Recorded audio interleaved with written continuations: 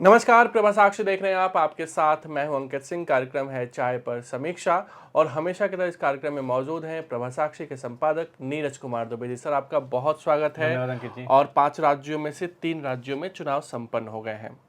हम अगर असम की बात करें, वहाँ भी चुनाव संपन्न हो गए हैं। केरल और पुडुचेरी में संपन्न हो गए हैं। असम में जिस तरीके से सियासी वार पलटवार आखिरी के सप्ताह में प्रचार के दौरान हमने देखा, वो ज़बरदस्त रहा। पवन खेड़ा का भी प्रकरण आया, जी पीड़ा भी खूब चर्चाओं में है। जी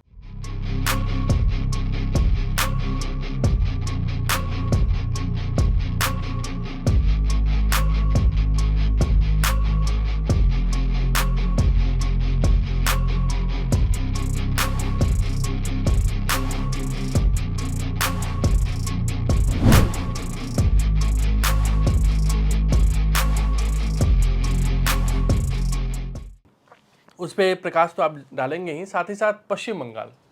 आप देखिए, पश्चिम बंगाल में जो फाइनल वोटर लिस्ट आया, उसमें लगभग 90 लाख लोगों के नाम कट गए हैं। जी 90 से ज़्यादा ही है 90 लाख, मतलब एक तरीके से समझ जाइए कि on an average her constituency से 2.5 से 3 हज़ार से ज़्यादा वोट कटे हैं। कई जगह 20,000 भी कटे हैं, कई जगह 2,500। जी तो ये मार्जिन एक तो की होगा।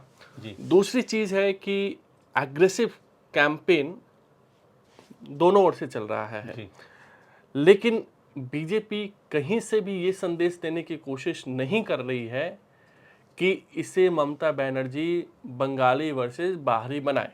जी ममता बनर्जी जो भी सवाल कर रही है, उसका जवाब वहीं के लोकल नेता दे रहे हैं। जी प्रधानमंत्री हो, अमित शाह हो, ये लोग जा रहे हैं अगर वहाँ पे, तो बंगाल को कैसे विकसित बनाना है इसकी बात कर रहे हैं। जी प्रधानमंत्री नरेंद्र मोदी ममता बनर्जी का नाम तक नहीं ले रहे हैं। निर्ममता सरकार जरूर कह रहे हैं, जी लेकिन उनका नाम तक नहीं ले रहे हैं। जी इसके अलावा हमने देखा किस तरीके से प्रचार सूची में भी कुछ नामों को हटाया गया, बाद में लोकल नामों को उसमें जोड़ा गया। जी तो इससे पहले के चुनाव में देखिए, ममता बनर्जी जो कहती थी, तुरंत कैलाश विजयवर्गीय सड़क पे आते थे, दिल्ली से कुछ कहा जाता था, तो उस समय आसान हुआ ममता बनर्जी को बंगाली वर्सेस बाहरी बनाने में। जी इस बार बीजेपी क्या वो मौका नहीं देना चाहती है? और यही कारण है कि ममता बनर्जी जिस तरीके का बयान दे रही है कि बीजेपी आएगी, मांस भात बंद हो जाएगा, इस तरह के, मतलब एग्रेसिव की जगह वो डिफेंसिव ज़्यादा दिख रही हैं। और एक तरीके से वो डिफेंसिव के चक्कर में वो क्या कहते हैं कि कुछ भी बोलना है तो हम बोल रहे हैं। जी कुछ ऐसा आपको लग रहा है क्या? जी बिल्कुल। और देखिए क्योंकि ममता बनर्जी को पता है कि 15 साल का उनका जो शासन है, और उनको ये बात पता है कि हर बार कुछ नाराज़गी होती है जनता की, और उनका चूँकि 15 साल का शासन हो चुका है, तो नाराज़गी जनता में होना स्वाभाविक है। एसआईआर की जो प्रक्रिया हुई है, उससे टीएमसी का कह सकते हैं कि बड़ा नुकसान हुआ है, क्योंकि ऐसे मतदाता जो कि मतदाता होने के पात्र नहीं थे, वो मतदाता सूची में स्थान पाए थे, उनको बाहर कर दिया गया है। तो ये टीएमसी का सीधा सीधा नुकसान है, क्योंकि वो वोट टीएमसी को जा रहा था। और अगर 91 लाख वोट में से अगर मान लीजिए कि आधा वोट भी टीएमसी का था, अगर मान लीजिए 50 लाख भी वोट टीएमसी को पड़ता था, तो एक बहुत बड़ा नुकसान टीएमसी का हो गया है, ममता बनर्जी का हो गया है। तो बौखलाहट स्वाभाविक है। और दूसरा आप देखिए कि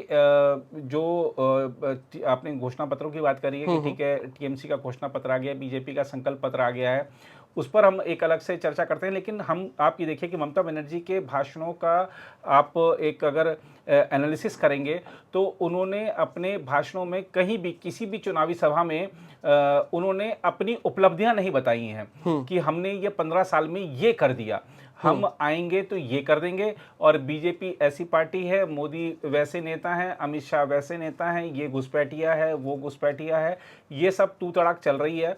लेकिन अपनी उपलब्धियों पर ममता बनर्जी क्यों नहीं बात कर रही हैं, अपना रिपोर्ट कार्ड क्यों नहीं जनता के सामने रख रही हैं, ये बहुत बड़ा सवाल है। 15 साल अगर शासन कर लिया है, तो रिपोर्ट कार्ड, अपनी उपलब्धियों का ब्यौरा जनता के सामने रखना चाहिए, और चुनाव ही वो सबसे बड़ा अवसर होता है। लेकिन ऐसा नहीं किया जा रहा है, सिर्फ हमले किए जा रहे हैं, चुनाव आयोग पर किए जा रहे हैं, चुनाव आयोग पर मंचों से हमले किए जा रहे हैं। चुनाव आयोग के दफ्तर में जब नेता उनके जाते हैं, तब वहाँ पर उनके साथ बहस की जा रही है, चुनाव अधिकारियों के साथ।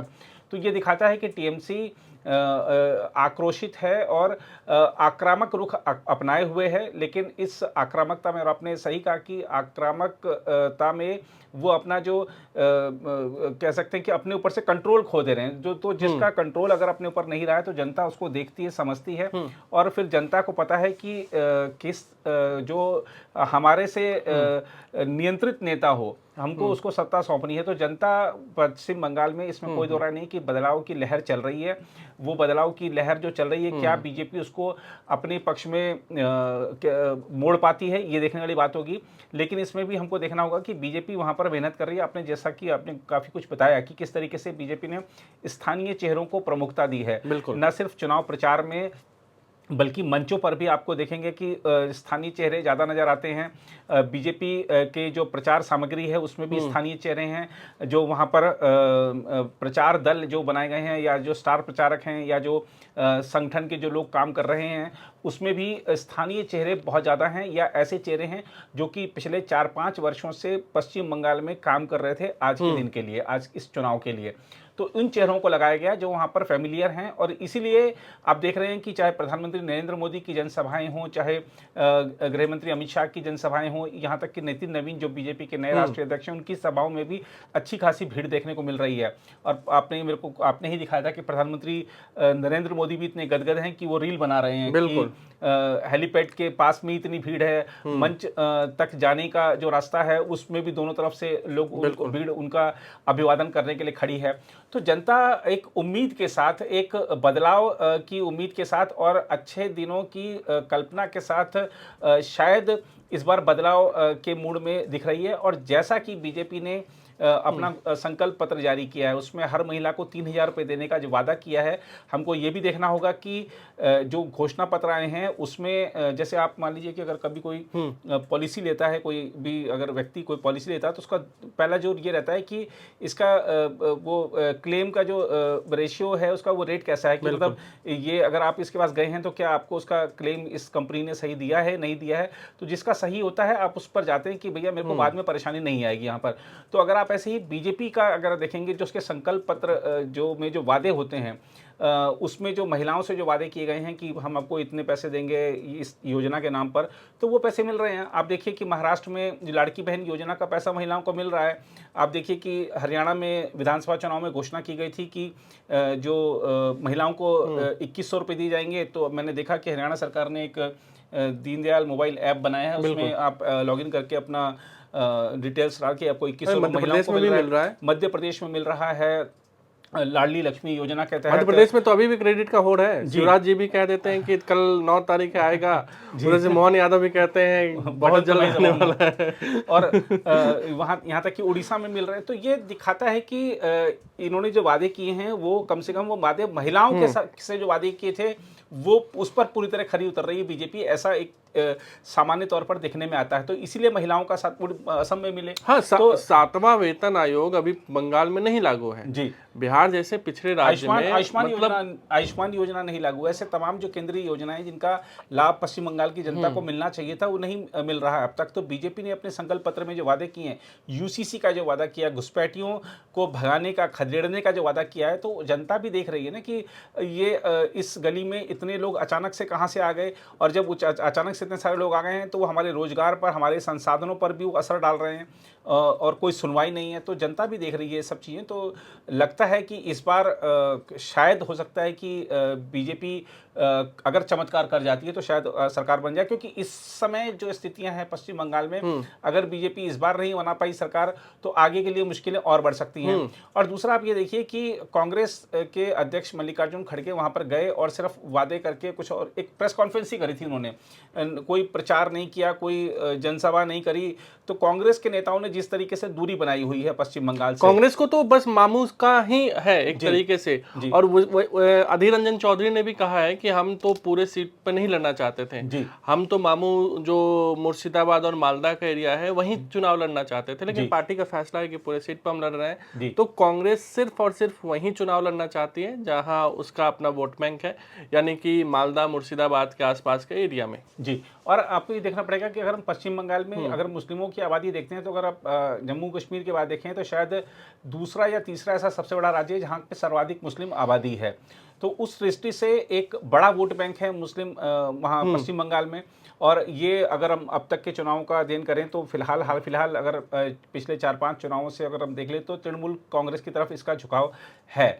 लेकिन इस बार जो एसआईआर की प्रक्रिया हुई है, उसके अलावा जिस तरीके से टीएमसी ने जो वादा खिलाफी की है और वहाँ पर जिस तरीके का भय का माहौल रहा है, तो उससे ये मतदाता भी बड़े हद तक प्रभावित हुआ है। क्योंकि अगर मान लीजिए वोटर लिस्ट में जो 91 लाख नाम हटे हैं, उसमें से पता नहीं हमें कि कितने मुस्लिम मतदाता हैं, लेकिन अगर एक बड़ी संख्या मान के चलना चाहिए कि उनकी भी होगी। ऐसे एक चर्चा मैं भवानीपुर का उदाहरण के साथ बताता हूँ सर, कि भवानीपुर में कुल 9 ब्लॉक हैं जी, 2 लाख के आसपास वहाँ वोटर थे, जिनमें से 40,000 के नाम कट गए हैं जी। ममता बनर्जी इससे पहले बाई इलेक्शन जो हुआ था उसमें 55,000 के आसपास जीती थी, जो कि बाई इलेक्शन था। लेकिन जो रेगुलर इलेक्शन हुए हैं, चाहे वो 2016 में हुए हों चाहे 2021 में हुए हों, वहाँ नतीजे जो हुए हैं 25 और 28,000 के अंतर से आए हैं जी। और 40,000 वोट कटे हैं जी। चूंकि वो शहरी सीट है, वहाँ पे बिहार के भी लोग हैं, मरवाड़ी भी हैं, सिख भी वहाँ पर ज़्यादा हैं, और वो वही एरिया है जहाँ वेलूर मठ भी पड़ता है, बिल्कुल काली टेम्पल भी वहीं है। तो इसलिए वो सीट कितना महत्व है, आप इससे अंदाज़ा लगा सकते हैं कि 40,000 वोट कटे हैं, और जो रेगुलर चुनाव में जो मार्जिन रहा है वो 28 से 30,000 का ही मार्जिन रहा है जी। बिल्कुल, और वो उस सीट पे मैं गया हुआ हूँ, ममता बनर्जी का जो घर है वो भी वहीं पर ही है, उसी सीट पर ही है। तो और ममता बनर्जी जब सांसद थी तो उस नाते भी और हाँ, जिस दिन ममता बनर्जी वहां पर नमाज अदा करवा रही थी सड़क पे खड़े होकर, उसी दिन शुभेंदु अधिकारी उस सीट के अंतर्गत काली मंदिर गए थे, गुरुद्वारा गए थे जी।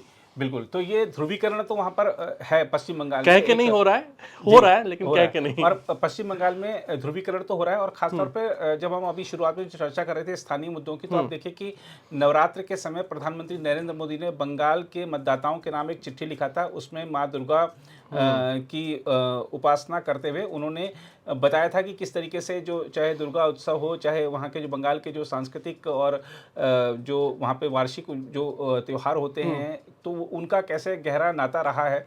और देश की संस्कृति से, देश के सांस्कृतिक इतिहास का उल्लेख करते हुए उन्होंने बहुत सारी चीज़ें उस पत्र में लिखी हुई थी बंगाल के मतदाताओं को। तो ये बीजेपी ने शुरू से ही रखा कि स्थानीय चेहरे, स्थानीय मुद्दे, स्थानीय संस्कृति, स्थानीय गौरव, उसको किस तरीके से उभार कर आगे बढ़ा जाए, और इसी बात पर ध्यान दिया गया है।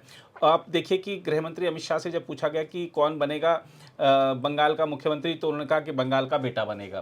तो बंगाल हर चीज़, बंगाल बाहर से कोई नहीं आया है। उन्होंने खुद को, जब ममता बनर्जी ने कहा कि पर्यटक आते हैं बंगाल में, तो उन्होंने कहा कि पर्यटक का स्वागत करता है बंगाल और हम आए हैं। तो ये दिखाता है कि अमित शाह ने खुद को पर्यटक माना, लेकिन ये भी कहा कि बंगाल पर्यटकों का स्वागत करता है, यानी कि बंगाल की संस्कृति सबको स्वीकार करने की है, और बंगाल का बेटा ही मुख्यमंत्री बनेगा। तो ये अब देखना होगा कि बंगाल की क्या दिलचस्प कहानी है कि अगर अमित शाह और नरेंद्र मोदी वहाँ प्रचार के लिए जाते हैं तो वो गुजराती हो जाते हैं, वो बाहरी हो जाते हैं जी। लेकिन गुजरात के खिलाड़ी को आप बंगाल बुलाते हो, उसको वहाँ से सांसद बनाते हो, तो बंगाली कैसे हो जाता है जी। बिल्कुल। तो ये, और दूसरा जिस तरीके से महुआ मित्रा ने खासतौर पे गुजरात के लोगों के लिए एक कटु वचन बोले, तो इस तरीके के हम जब एक देशवासी हैं तो हमारे लिए ये राज्य क्या, वो राज्य क्या, पूरा देश एक होना चाहिए। तो अगर हम राज्य के हिसाब से एक दूसरे को देखना शुरू करेंगे, हम जाति के, धर्म के हिसाब से एक दूसरे को देखना शुरू करेंगे, तो फिर ये एकता नहीं रह जाएगी। और हमारे देश में कहा जाता है विविधता ही एकता है, तो ये बात सिर्फ कहने की नहीं है, ये बात समझने की भी है, समझाने की भी है। तो टीएमसी की जो नेता महुआ मित्रा, उन्होंने जो बात कही उससे टीएमसी ने खुद को भी किनारा कर लिया था। लेकिन अब जब वो प्रधानमंत्री को या गृह मंत्री को बाहरी बताते हैं, तो दिखाता है कि कहीं ना कहीं पूरी पार्टी की सोच एक जैसी ही है। लेकिन अगर हम देखें, अब अगर हम पश्चिम बंगाल में टीएमसी की और बीजेपी की रणनीति पर बात कर लें, तो जैसे हम चर्चा भी कर रहे थे कि बीजेपी ने पाड़ा रणनीति चुनी है, यानी कि हर गली में अपना प्रचार रथ गुजरना चाहिए, हर गली में प्रचार होना चाहिए। इसके लिए छोटी छोटी टीमें बनाई गई हैं। बहुत बड़ी जनसभाओं पर जोर ज़्यादा नहीं दिया जा रहा है, गली गली में प्रचार, यानी कि पाड़ा प्रचार पर ज़्यादा जोर दिया जा रहा है। और हर गली में, हर मोहल्ले में, हर घर में किस तरीके से अब बीजेपी का संकल्प पत्र पहुंचे, इस पर जोर दिया जा रहा है। और बार बार प्रधानमंत्री ने अब संकल्प पत्र घोषित होने के बाद जो वादों की जो सूची है उसको बताना शुरू किया है। तो मुझे लगता है कि दोनों चरणों का जब मतदान होगा तब तक ये बात हर व्यक्ति तक, हर मतदाता तक पहुंच चुकी होगी कि बीजेपी ने हमसे क्या वादे किए हैं। तृणमूल कांग्रेस की जहां तक बात है तो उन्होंने भी अपने बहुत सारे वादे किए हैं, लेकिन जनता को ये देखना है कि पिछले 15 सालों में या उनको वादे नहीं, उनको काम बताना चाहिए जी। था। तो जो 3 चुनाव, वही हम शुरुआत हमने उसी से करी कि पहले आपने अपने 3 कार्यकाल का पहले रिपोर्ट कार्ड रखना चाहिए, उसके बाद अपने वादे करने चाहिए, और वादों के लिए पैसा कहां से आएगा ये भी बताना चाहिए। क्योंकि आपने ये जो पिछले 5 साल थे, आपने ये 5 साल इसी तरह से गुजारे हैं कि केंद्र ने हमारा मनरेगा का पैसा रोक लिया, केंद्र ने उसका पैसा नहीं दिया, इसका पैसा नहीं दिया, उसका पैसा नहीं दिया। तो अब आप जो वादे कर रहे हैं कि ये अगले 5 साल में हम ये कर लेंगे, तो उसका पैसा कहां से आएगा ये आप जरूर बता दीजिए। और बीजेपी जो कह रही है कि डबल इंजन की सरकार होगी तो किसी तरह की कोई अड़चन नहीं आएगी। और हम देख रहे हैं कि बीजेपी रूलिंग स्टेट्स में कहीं आपने सुना कि किसी सीएम को, बीजेपी के सीएम को, कि इस योजना के लिए फंड नहीं है। तो ये दिखाता है कि जो एक प्रक्रिया बहुत सारे राज्य आगे बढ़ गए हैं, तो हमारा पश्चिम बंगाल क्यों नहीं आगे बढ़े। हमारे पश्चिम बंगाल को भी उन योजनाओं का लाभ मिलना चाहिए जो योजनाओं के लाभ दूसरे राज्य उठा रहे हैं। तो जनता को सोचना चाहिए, मंथन करना चाहिए। ये ठीक है कि हमें स्थानीय चेहरों की आवश्यकता होती है विधानसभा में और अपने मुद्दे, अपनी समस्या उठाने के लिए, लेकिन इस बार का जो चुनाव है ये बंगाल के भविष्य का चुनाव है। क्योंकि बंगाल का जो वर्तमान स्थिति है, बहुत हम सबको कहने में बड़ा ये एक कह सकते हैं कि बड़ा दुख भी होता है कि हमारा बंगाल आज वहाँ नहीं है जहाँ उसको होना चाहिए था। क्यों हमारा बंगाल पिछड़ा रहे, इसकी इस बात की चिंता हर भारतवासी करता है। तो बंगाल की जनता के समक्ष ये समय है कि एक सही सरकार चुने, बस बेकार की बातों में ना आए। बिल्कुल। और ये असम वाला बखेड़ा क्या है? देखिए, अब जो आपने अड़ा पे छोड़ा तो मैं अड़ा से ही शुरू करता हूँ। अब जो पवन खेड़ा जी, उनको खैर 1 हफ्ते की जो अग्रिम जमानत मिल गई है, लेकिन वो मामला अब कितना आगे खींचेगा ये तो देखने वाली बात होगी। लेकिन ये बात सही है कि आपने जो चुनाव का आपने देखा कि भैया अब पूरे चुनाव प्रचार का असम का अगर विश्लेषण करेंगे तो पाएंगे कि कांग्रेस ने तमाम मुद्दे उठाए बीजेपी पर अटैक करने के लिए, बीजेपी को घेरने के लिए। और कोई भी ऐसा, मेरे को लगता नहीं कि कोई भी ऐसा मुद्दा जो कि राष्ट्रीय स्तर पर चर्चा में आ गया हो कि यार बीजेपी घिर गई। जब आप देख रहे हैं कि हम जो जायज़ मुद्दे उठाने में हम असफल हो जा रहे हैं या नहीं उठा पा रहे हैं, तो आप एक ऐसा मुद्दा ले आए जिसका कोई सिर पैर ही नहीं है।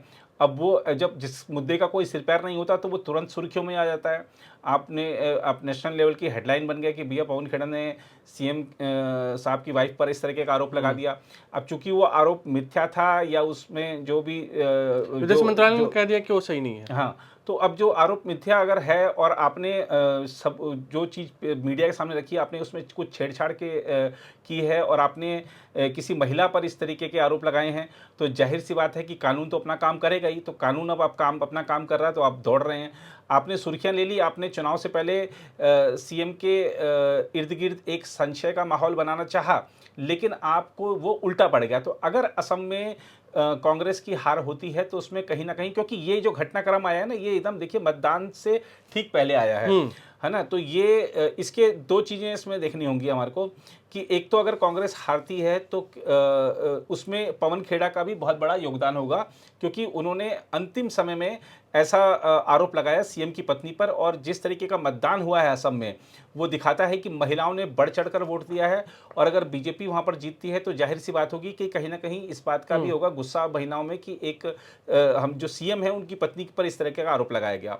दूसरा, असम सीएम हिमंत बिस्वा शर्मा पर आरोप लगते हैं कि वो न सिर्फ बीजेपी को चलाते हैं बल्कि कांग्रेस को भी चलाते हैं। तो क्या पवन खेड़ा से उनकी कोई सेटिंग थी कि भैया आपको ऐसे टाइम इस तरीके का आरोप लगा दीजिए पवन खेड़ा और उनके बीच में कोई, कि पवन खेड़ा ने ही कांग्रेस का नुकसान करा दिया सीएम से कुछ, मतलब पवन खेड़ा के इंतजार आप और बढ़वाना चाहते हैं? तो ये कुछ सवाल हैं जो पूछे जाने चाहिए कि भैया कहीं ऐसा तो नहीं कि आपने जानबूझ के कांग्रेस का नुकसान करा दिया हेमंत बिस्वा शर्मा को फायदा पहुंचाने के लिए। और आपने जो आरोप लगाए हैं वो तो प्रथम दृष्टया वो मिथ्या ही लग रहे हैं। तो अब कानून तो अपना काम करेगा, आपने सुर्खियां हासिल कर ली, अब जरा जो कानून दंड देता है उसका। और अगर वो बात सच थी तो मल्लिकार्जुन खड़गे ने भी प्रेस कॉन्फ्रेंस किया, उसमें उनको बोलना चाहिए था। जी जी राहुल गांधी भी दिल्ली में वो क्या जो डिस्प्ले लगा के वो करते हैं, वो अच्छा होता है उदाहरण। आप किसी सबसे, अगर आप किसी को कहते हो कि सबसे भ्रष्ट सीएम है, तो उसके खिलाफ तो आपके पास डॉक्यूमेंट है ना, आप प्रेस कॉन्फ्रेंस करते हैं, जी। चुनाव के दिन ही आप कर देते हैं। और असम में कांग्रेस देखिए शुरू से ही हम कह सकते हैं कि वो जो मुद्दे ला रहे थे वो हर मुद्दा पिट जा रहा था। उन्होंने सीएम के खिलाफ एक वेबसाइट भी बनाई थी, वो वेबसाइट भी धराशायी हो गई। वो और इनॉग्रेशन के दौरान ही, जब उसका इनॉग्रेशन चल रहा है, प्रेस कॉन्फ्रेंस चल रही है, तभी वो हैक कर ली गई थी। और उसके बाद उस वेबसाइट पे भी कोई वैसी प्रतिक्रिया नहीं आई। आपने देखा कि वहाँ पे जो असम कांग्रेस के कार्यकारी अध्यक्ष थे वो पार्टी छोड़ गए चुनाव के समय।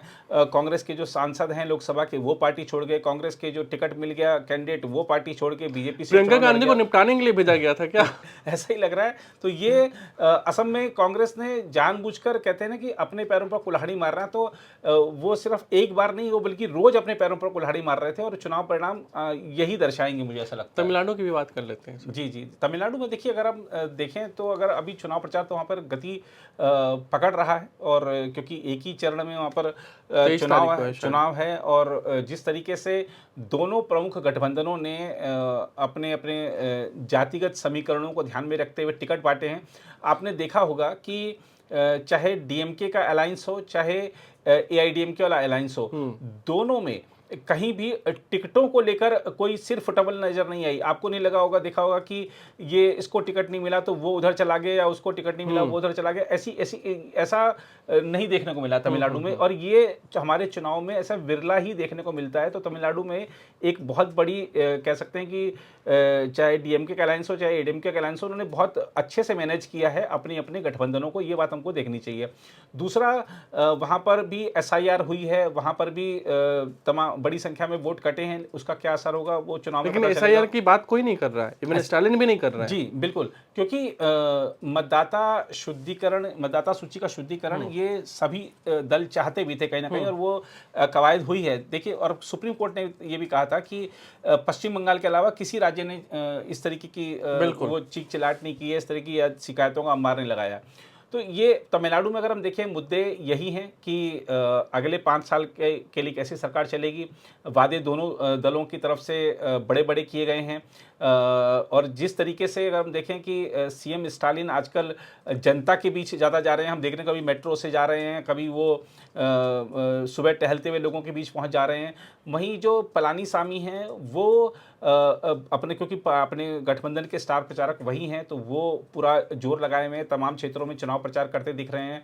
प्रधानमंत्री की भी अब वहाँ पर और रोड शो और रैलियां वगैरह रखी गई हैं। तो देखना होगा कि किस तरीके से चुनाव प्रचार आगे बढ़ता है। लेकिन एक चीज़ वहाँ पर साफ है कि स्पष्ट बहुमत की जो बात है वो थोड़ा सा मुश्किल दिख रही है इस बार, क्योंकि विजय जो हैं वो चुनाव मैदान में है। और विजय के साथ एक तो अच्छी खासी में यूथ का वोट है, दूसरा उनके साथ में हमने देखा कि बड़ी संख्या में और भी तमाम वर्गों के मतदाता हैं। क्या वो उनको वोट देंगे, क्या कितना वो वोट काट पाते हैं। और दूसरा, जिस तरीके से उनकी एक नई फिल्म को ऑनलाइन लीक कर दिया गया है, उसके चलते भी एक बड़ी सहानुभूति उनके साथ जुड़ गई है। तो ये क्या चुनाव तक उस भावना, जो उनके साथ भावनात्मक लगाव हुआ है जनता का, क्या वो उसको चुनाव मतदान वोटिंग के दिन तक उसको बरकरार रख पाते हैं विजय, ये देखने वाली बात होगी। तो एक विजय फैक्टर है वो, जो कि डीएमके अलायंस और एडीएमके अलायंस दोनों को डरा रहा है। और जयललिता की जो सहयोगी थी शशिकला, वो भी अपनी एक अलग पार्टी बनाकर चुनाव प्रचार कर रही हैं।